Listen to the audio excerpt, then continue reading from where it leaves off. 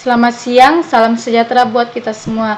Terima kasih atas kesempatan yang diberikan kepada saya untuk menjelaskan sebuah CRUD, yang dimana arti dari sebuah CRUD itu ada create, read, update, dan delete. Pertama-tama yang harus kita perhatikan yaitu membuat sebuah database-nya dan tabelnya. Sebagai contoh itu tabel mahasiswa, yang dimana isi file-filenya itu ada NIM, nama, alamat, kode jurusan, yang dimana keempat file ini ketika kita menginput maka nanti fungsi dari database-nya dapat menampung atau menyimpan sebuah data yang sudah kita input nantinya. Dan jangan lupa juga kita menambahkan sebuah file yaitu create dan update, maka nanti juga akan terbaca sebuah data yang kita edit dan input. Setelah kita membuat sebuah database dan tabelnya, maka kita juga harus membuat sebuah controller dan modelnya, yang dimana kita harus mengaktifkan sebuah folder dari project kita. Ketika sudah aktif, maka kita bisa melanjutkan untuk membuat sebuah controllernya, yang dimana perintahnya itu php artisan make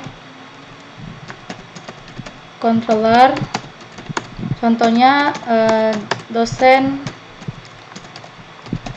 controller. Ketika sudah ada info sukses, maka controller dosen controllernya itu sudah berhasil dibuat. Terus kita membuat sebuah modelnya, itu perintahnya php artisan make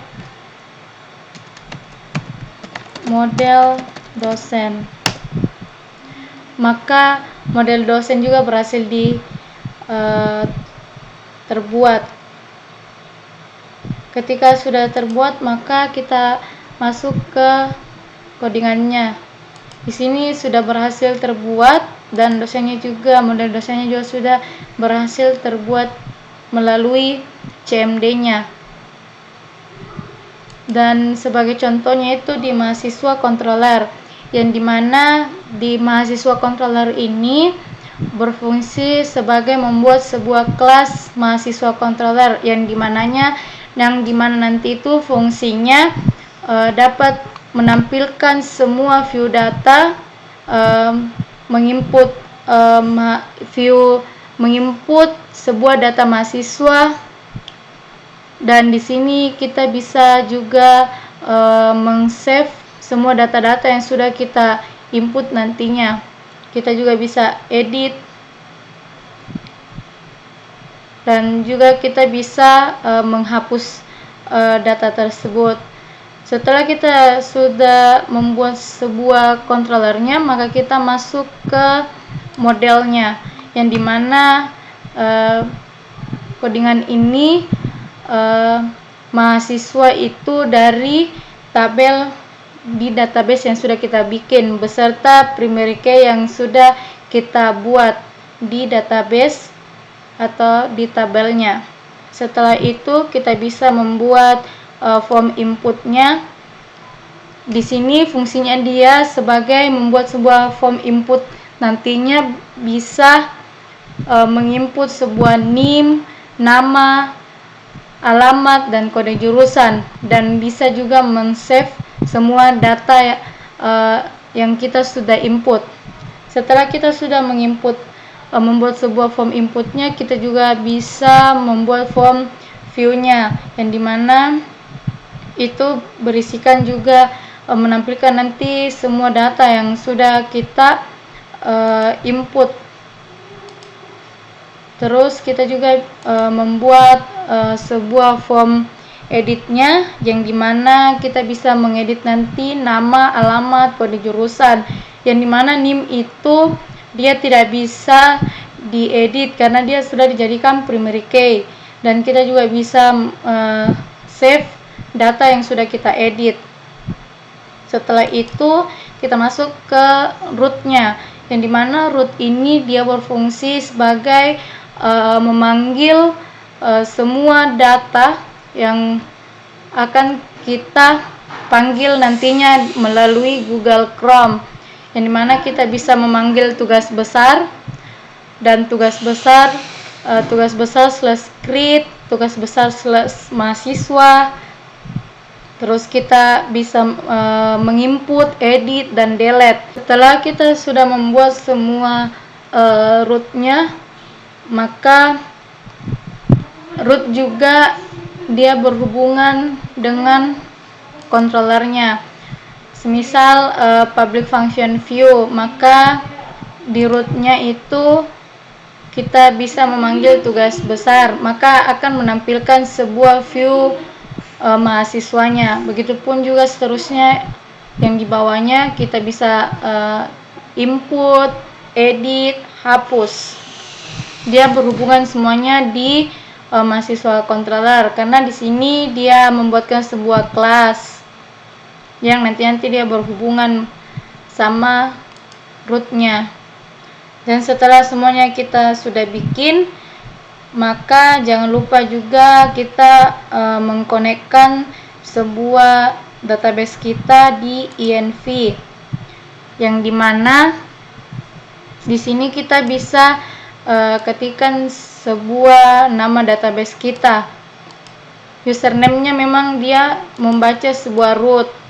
Setelah semuanya sudah dikonekkan, maka jangan lupa juga kita mengaktifkan sebuah CMD untuk memanggil loginnya, yang dimana perintahnya itu npm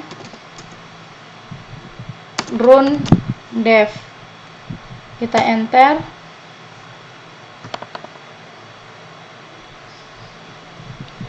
Ketika sudah ada muncul tulisan http/localhost, maka itu dia sudah berhasil.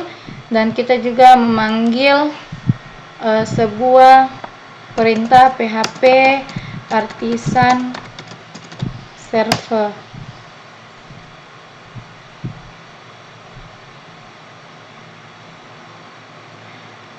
Sudah berhasil jalan, maka kita akan panggil hasilnya itu tugas besar.test. Kita login dulu.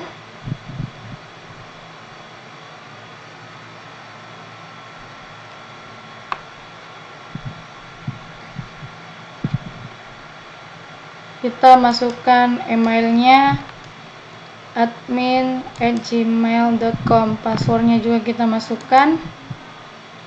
Kita login. Nah, di sini setelah login maka akan tampil sebuah view mahasiswanya. Dan kita juga bisa menginput mahasiswanya. Nah, di sini inputan mahasiswanya itu, disinilah fungsi dari form input mahasiswa yang sudah kita buat. Ada NIM, nama, alamat, kode jurusan. Nah, di sini ada NIM, nama, alamat, kode jurusan. Bisa kita inputkan.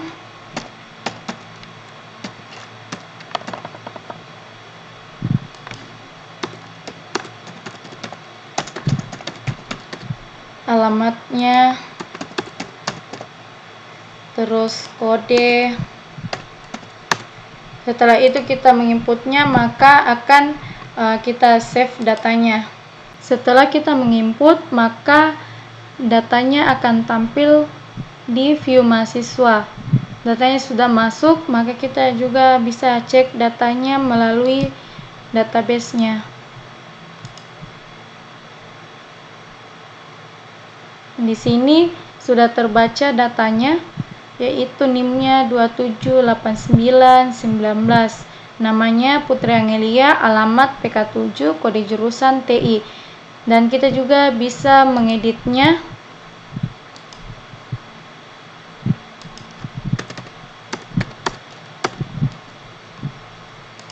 Kita save. Maka sudah berhasil teredit. Kita juga bisa melihat kembali ke database-nya apakah dia sudah terbaca atau belum. Kita refresh. Nah, sudah teredit juga datanya di database. Dan ketika kita juga ingin menghapus sebuah datanya, maka kita hapus. Sudah berhasil menghapus. Dan ketika juga kita mau mencari sebuah nama mahasiswa, kita tinggal men-share saja namanya, lalu